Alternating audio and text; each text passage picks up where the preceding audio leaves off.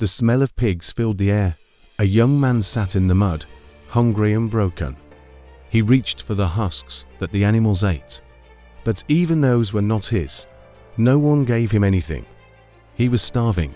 He was alone. This was the lowest point of his life. This was the moment he realized how far he had fallen. The story of the prodigal son begins in a home filled with love. There was a father with 2 sons. The youngest son was restless. He wanted more than the quiet life at home. He wanted freedom. He wanted adventure. He wanted wealth in his own hands. One day, he went to his father. He asked for his share of the inheritance. It was a shocking request. In their culture, inheritance was given after death. By asking early, the son was saying he could not wait. He wanted his father's wealth, but not his father's presence. It was a painful demand, but the father agreed. He divided his property. The younger son gathered his share, and he left. He traveled to a distant land. At first, life was exciting. He had money, he had friends, he had freedom. He spent his wealth on parties, pleasures, and reckless living. Every night was filled with laughter. Every day was filled with spending. He thought he had found happiness. But wealth does not last forever. Soon, his money was gone. His friends disappeared. The parties ended. And then a famine struck the land. Food became scarce. Prices rose. Work was hard to find. The young man had nothing left. Desperate, he took a job feeding pigs. For a Jewish man, this was the lowest kind of work. Pigs were considered unclean. But he had no choice.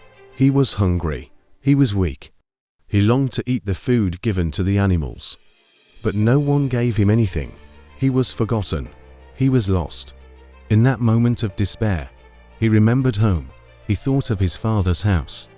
He thought of the servants who had food to spare. He thought of the warmth of family. And he realized something. He had sinned. He had wasted his life. He had hurt his father. But maybe, just maybe, he could return. He said to himself, I will go back. I will tell my father, I have sinned against heaven and against you. I am not worthy to be called your son. Make me like one of your hired servants. It was a plan born out of humility. It was a plan born out of hope. So he rose from the mud. He began the long walk home. Every step was heavy. Every mile carried shame. He wondered if his father would reject him. He wondered if the door would be closed, but he kept walking. Meanwhile, the father was watching. Day after day, he looked down the road. He hoped, he waited. And then, one day, he saw a figure in the distance. It was his son. The father's heart leapt. He ran to him. He embraced him. He kissed him. The son began to speak. He said, I have sinned. I am not worthy. But the father interrupted. He called for the best robe. He called for a ring. He called for sandals. He said, my son was dead and is alive again. He was lost and is found. The house was filled with celebration. Music played. Food was prepared. The family rejoiced. The prodigal son was home. But not everyone was happy. The older brother heard the music. He asked what was happening. A servant told him, your brother has returned. Your father is celebrating. The older brother grew angry. He refused to go in. He said, I have served my father all these years. I never disobeyed, yet I never received a feast. But this son wasted everything, and now he is honored. The father came out to him. He said, my son, you are always with me. Everything I have is yours, but we must celebrate. Your brother was dead and is alive again. He was lost and is found. The story of the prodigal son is more than a family drama. It is a picture of life. It is a picture of choices. It is a picture of grace. The younger son represents those who chase freedom without wisdom. He thought wealth and pleasure would satisfy, but he discovered emptiness. He discovered that life without home, without love, without God, leads to despair. The older son represents those who stay but grow bitter. He obeyed outwardly, but missed the joy of relationship. He forgot that love is greater than duty. He forgot that mercy is greater than pride. The father represents God. He's patient. He's generous. He is forgiving. He waits for the lost. He runs to meet them. He restores them. He celebrates their return.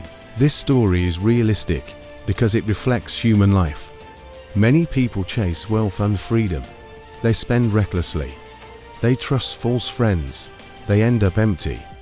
Others stay close but grow cold. They serve without joy. They judge without mercy. But God is different. He welcomes both. He calls both to relationship. He offers grace. The prodigal son's journey is a warning. It warns against selfish choices. It warns against wasting life. It warns against pride. But it is also a promise. It promises that no matter how far you fall, you can return. It promises that God's arms are open. It promises that restoration is possible. Imagine the young man walking home. His clothes torn, his feet blistered, his heart heavy, yet his father ran to him. That is the power of grace. That is the heart of God. The story ends with celebration. But it also leaves a question. Will the older brother join the feast? Will he accept his brother's return?